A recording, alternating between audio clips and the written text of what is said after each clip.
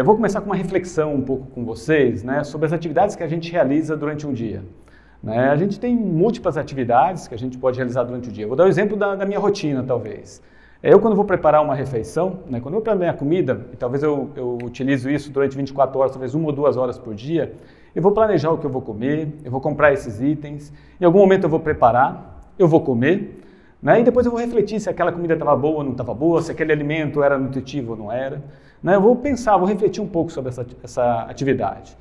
Outras vezes eu vou fazer uma outra atividade que é a atividade física, né? Então, quando eu fazer atividade física, para a gente eu começo a refletir um dia anterior já. Que hora que eu vou fazer essa atividade, que tipo de atividade eu vou fazer, se é uma atividade mais aeróbica, se é uma atividade mais resistiva, né? Como é que eu vou desempenhar nessa atividade, como eu vou executar ela. Aí no outro dia eu executo essa atividade, vou sentir um cansaço, uma fadiga, mas também a satisfação de ter feito aquela atividade. E daí eu pergunto para vocês um pouco, né, o quanto a gente pensa sobre o sono. O quanto a gente reflete, né, do sono nosso de cada dia. Né, o sono que tem essa capacidade, ou teoricamente tem uma capacidade tão importante, o quanto a gente reflete, o quanto a gente pensa sobre esse comportamento que começa, o que ele se inicia já ao nosso nascimento. Né, e que na verdade ele vai se esvair apenas na nossa finitude. Né? Então é isso que eu quero convidar vocês hoje para a gente refletir um pouco sobre esse comportamento que é o sono. Tá?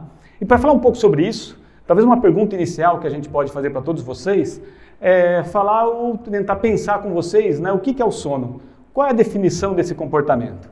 Né? A gente pode pensar o sono, né, como um estado fisiológico em que tem uma diminuição da nossa vigilância, uma redução da nossa percepção, né, aos estímulos ambientais. Né? E essa redução dos estímulos ambientais faz com que a gente fique um pouco mais dormente, fique um pouco mais quieto. Né? Esse fenômeno que é o sono, ele também é rapidamente reversível, ou seja, dependendo do estímulo que tiver no ambiente, a gente rapidamente acorda. Então, do ponto de vista biológico, o sono é esse estado que é fundamental. Ainda do ponto de vista biológico, mas talvez agora uma perspectiva um pouco mais evolucionista, a gente pode pensar o sono como uma vantagem adaptativa. E por que eu posso falar isso? Porque o sono ele foi perpetuado ao longo das espécies. E mesmo as espécies mais simples, como peixes, as espécies mais complexas, como mamíferos, a gente observa esse comportamento de sono. E além disso, né, o aumento da complexidade das espécies, né, se seguiu com o aumento da complexidade do sono, o que reforça o sono como uma vantagem adaptativa. Então o sono, né, pensando nessa perspectiva biológica, né, ele tem essa função, ou aliás, ele tem diversas funções, que é o que eu vou comentar com vocês a partir de agora. Né, o porquê que a gente dorme, ou quais são as funções que o sono desempenha, que ele é tão essencial para a vida, que faz com que ele seja essa vantagem adaptativa. Bom, e para responder um pouco quais são as funções do sono, eu escolhi 4 itens, por exemplo, 4 ações ou 4 funções. Uma primeira função que eu vou falar para vocês, ele está relacionado à relação de sono com cognição. Então o sono ele se relaciona com memória, ele se relaciona com cognição por pelo menos 2 aspectos. O primeiro aspecto é a atenção. Tá? Então, no momento em que a gente, né, não tem uma alteração da qualidade do sono, da quantidade ou da regularidade do sono, né, isso vai promover uma redução da atenção. E uma redução da atenção vai comprometer, consequentemente, minha memória. Tá? Um outro aspecto também importante na relação de sono com cognição é que daquilo que eu prestei atenção, naquilo que eu foquei, naquilo que eu quero aprender, eu preciso armazenar esse conteúdo, eu preciso armazenar esse conhecimento. Isso é o que a gente vai chamar de fixação da memória ou consolidação da memória. O processo de consolidação da memória, ele acontece quase que exclusivamente durante o sono. Ou seja, depois de um determinado aprendizado que eu tive aqui na faculdade, pode ser um aprendizado relacionado à linguagem, pode ser um aprendizado motor. Né? Naquela noite, após o aprendizado, né, as sinapses, os neurônios que foram ativados durante o dia, eles vão ser recrutados depois à noite também. E não é só naquela noite, são nas várias noites seguintes, né, depois do aprendizado. Isso fazendo esse processo de reforço, né, de consolidação do sono. E no futuro, quando a gente quiser lembrar de determinada memória, ela vai ser evocada. Ou seja, o sono é essencial para o nosso aprendizado. Um outro aspecto também, ou uma outra função do sono, não menos importante, mas essencial, é para o nosso equilíbrio mental. A gente já sabe, tem diversas evidências que demonstram que alterações do sono aumentam o risco de nós termos doenças psiquiátricas, como transtornos do humor, como a depressão, ou transtornos de ansiedade, como o síndrome do pânico. A gente sabe também, né, que como o sono ele pode modular a nossa empatia. Né? O dia, né, a gente pode dizer até de outras maneiras, né, que quando eu durmo bem, né, eu vou ser um ser mais empático e a minha chance de conflito é menor. Tá? Então o sono ele vai modular o nosso equilíbrio psíquico. Uma outra função do sono também bastante importante é a relação do sono com a imunidade. Há pouco tempo atrás a gente teve a pandemia e o que a gente pode observar? Que os indivíduos que tinham uma melhor qualidade de sono tinham uma melhor resposta vacinal. E o sono ele modula além, né, da imunidade relacionada a agentes infecciosos. O sono também ele modula a imunidade relacionada a doenças neoplásicas. E a gente já tem bastante claro que alterações do sono eles aumentam o risco de desenvolvermos doenças neoplásicas, que nada mais é do que o câncer. E uma última função do sono que eu escolhi para desenvolver com vocês é uma função importantíssima para o metabolismo cerebral. Tá? E aqui eu vou falar um nome um pouco esquisito, são duas palavras, né, que se chama, como se chama esse sistema? Se chama sistema linfático. E o que é esse sistema linfático? Possivelmente muitos de vocês vão estar sendo apresentados agora. Ele nada mais é que o fluxo do líquido céfalo-raquidiano para dentro do parênquima cerebral. Ou seja, quando a gente está dormindo, o líquido que banha o nosso cérebro ele penetra para dentro do parênquima. E nesse fluxo, nesse caminho que ele faz por dentro do parênquima cerebral, ele retira substâncias com potencial neurotóxico. Ele retira substâncias que estão associadas a algumas doenças, como a doença de Parkinson, como a demência tipo Alzheimer. Ou seja, né, se nós dormirmos bem, possivelmente a nossa chance de desenvolver uma doença neurodegenerativa é menor. Então essas são as funções, ou algumas funções que demonstram que o sono ele é importante, que ele é essencial para a nossa vida.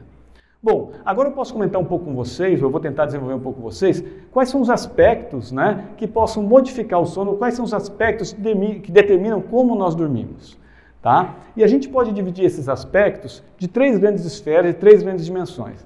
Uma primeira esfera é o que a gente pode chamar de fatores individuais que determinam o nosso sono, e a gente pode falar como fatores comportamentais, a idade, a genética ou mesmo o sexo. E aqui eu vou exemplificar um pouco para vocês.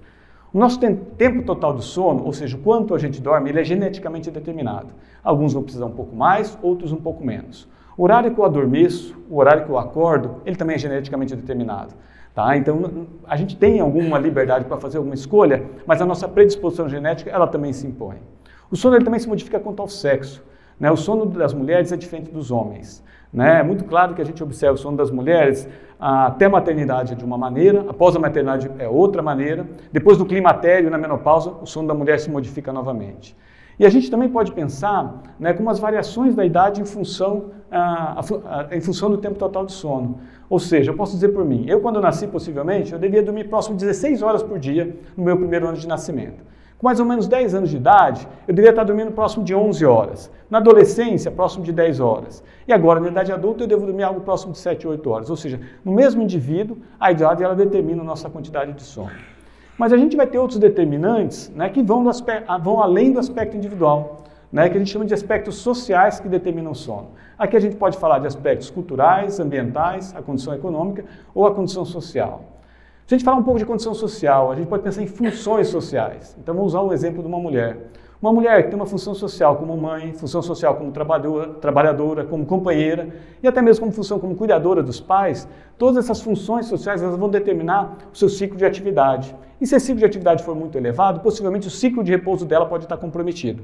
Então as nossas funções sociais determinam como a gente dorme. A gente também pode pensar de aspectos culturais que determinam o sono. E talvez o melhor exemplo para a gente exemplificar sobre isso é o episódio de siesta. Né, esse fenômeno que a gente observa em alguns países latinos, que eles cochilam, que eles dormem depois do almoço. A gente observa isso na Argentina, observa isso também na Espanha, um pouco na Grécia, né, que os indivíduos adultos eles têm 2 episódios de sono. Um maior, mais prolongado no período da noite e um mais curto no período da tarde. E isso não é porque eles têm um background diferente geneticamente. Né, isso só acontece porque é uma decisão daquele povo, é uma decisão cultural, né, daqueles habitantes que preferem dormir dessa maneira. Isso não é nem melhor e nem pior. Ou seja, tem aspectos sociais que também determinam como nós dormimos. E mais do que isso, existem aspectos muito mais amplos que sociais, que é o que a gente chama de aspectos societais, os aspectos globais, que também determinam como nós dormimos. Aí eu queria eleger 3 aspectos, né, que são aspectos tecnológicos, a parte da economia e aspectos climáticos que determinam como nós dormimos ao longo do tempo. Então, o ser humano, se nós formos pensar, se a gente for pensar um pouquinho mais para trás, né, se a gente for pensar na pré-história e como que o homem da pré-história dormia, eu posso dizer para vocês que o ciclo de atividade e repouso dele estava associado ao ciclo solar. Né? Enquanto tem luz, tem atividade, no momento que não tinha mais luz, era a noite, tinha um repouso. Né? E esse tipo de ciclo, ele foi assim ao longo de séculos, até poucos séculos atrás. Tá? Há poucos séculos atrás que a gente começou a ter um pouco de mudança nesse padrão de sono. né? Então a gente pode pensar o sono também em paralelo com o modo produtivo, lembra que eu comentei um pouco da economia? Então quando a gente vai lembrar um pouco, talvez aqui, né, do feudalismo, né, naquele momento, né, o ciclo de atividade e repouso na época do feudalismo, ele também estava ainda ligado com o ciclo solar. Tá? E nesse momento o ciclo produtivo era apenas uma produção de subsistência. Mas depois do feudalismo a gente começou uma transição para o capitalismo e a produção não era mais só de subsistência. Né? A gente tem que produzir para ter um pouco de excedente, e excedente para ter um pouco de lucro. E para você produzir o excedente, você tinha que aumentar o tempo de atividade. E o aumento de tempo de atividade reduzia o tempo de repouso, a oportunidade que a gente tem para o sono. Então essas mudanças, né, nos ciclos econômicos associadas a mudanças tecnológicas, isso tem feito com que a gente tenha reduzido o nosso tempo total de sono ao longo desses últimos séculos. E o que eu posso colocar para vocês? Talvez um marco importante para essa redução do tempo total de sono, um primeiro marco bastante importante, seja a Revolução Industrial no século XVIII, na qual a gente teve mudança do modo produtivo, a inclusão da máquina a vapor, o aumento da jornada de trabalho, principalmente com agora o surgimento do trabalho de turnos, ou seja, um aumento de atividade e redução do tempo de repouso. Na sequência, né, um século depois, no século XIX, a gente teve o desenvolvimento da luz elétrica e na sequência da lâmpada elétrica. E agora a gente controla a luz com maior segurança. Antes era só com fogo, agora com a luz a gente consegue controlar um pouco melhor esse tipo de atividade. Né? E com a gente conseguindo controlar um pouco mais a nossa atividade, a gente reduz possivelmente o nosso tempo de repouso. Na sequência, né, no século XX, a gente tem a inclusão de novas tecnologias. Eu acabei colocando uma das tecnologias do século XX, né, muitos de vocês talvez não conheçam, que é uma televisão preto e branco, né, mas o que eu posso dizer para vocês é que no século XX, boa parte do século XX, as famílias se reuniam à noite para assistir televisão e gastavam várias horas nessa atividade de lazer. E, de novo, essas várias horas de atividade de lazer possivelmente é em detrimento de algumas horas de atividade de repouso, ou seja, de sono. E mais recentemente, agora no século XXI, a gente teve o advento, né, dos smartphones. Né? Os smartphones, né, que eu posso perguntar para vocês, eles estão juntos conosco praticamente 24 horas por dia. Né? A última coisa que vocês, ou pelo menos que a maior parte de vocês deve fazer antes de fechar os olhos é olhar para o celular. E possivelmente a primeira coisa que vocês vão fazer quando abrir os olhos também é olhar para o celular. Né? Ou seja, essa mudança no modo econômico associado a essas novas tecnologias, isso modificaram como a gente vive. Se modificou como a gente vive, modifica como a gente dorme. E é isso que vem acontecendo com todos nós. E daí o que eu posso perguntar um pouco para vocês? O que a gente pode pensar um pouco junto? E é isso que eu queria desenvolver um pouco agora. É como nós estamos dormindo hoje, como nós estamos dormindo na contemporaneidade. Né? Como é que é o sono de cada um de vocês hoje? Vocês estão dormindo bem ou não estão dormindo bem? O que eu posso afirmar para vocês, pensando um pouco do sono na contemporaneidade, né, que o sono hoje ele é mais pensado pela sua falta do que pelos seus predicados. Quando a gente vai pensar no sono, é porque provavelmente a gente está com algum sintoma, porque algo não está bom. Tá? Seja um sintoma de insônia, um sintoma de sonolência, cansaço, fadiga, uma perda do equilíbrio mental, né? E tudo isso associado a uma alteração do sono, seja em quantidade, qualidade ou mesmo regularidade. Então, do ponto de vista individual, o sono hoje ele se expressa pela sua falta, ele se expressa pela sua alteração.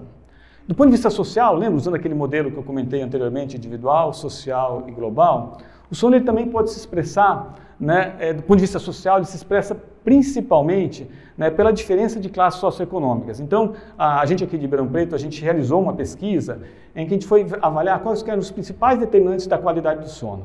Nós encontramos vários determinantes, mas o principal determinante de qualidade do sono era a classe socioeconômica. E os indivíduos que são de classes socioeconômicas mais baixas, eles dormem pior do que aqueles de classes socioeconômicas mais altas. Isso acontece por quê? Acontece porque os indivíduos de classes mais baixas, eles coabitam em suas casas com o maior número de pessoas.